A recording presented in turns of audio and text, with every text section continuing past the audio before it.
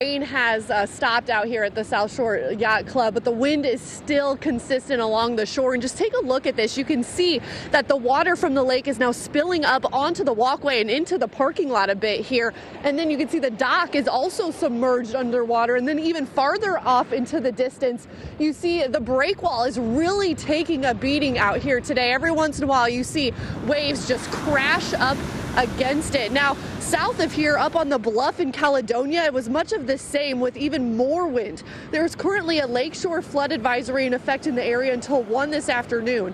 The National Weather Service says we are experiencing wind gusts up to 40 miles per hour and waves up to 12 feet tall. Oh, well, this is absolutely the worst I've ever seen it. And then we were here a couple, when the really windy day, but it's even worse than it was then. It's been really windy and sad, a lot of flooding, and it's really pretty down by the lake though, but it's sad. Yeah, what did you see when you went down by the lake? It's just all rippling, very forceful. Don't go near it. So inland a bit in Racine County, we saw several flooded fields and an overflowing Root River.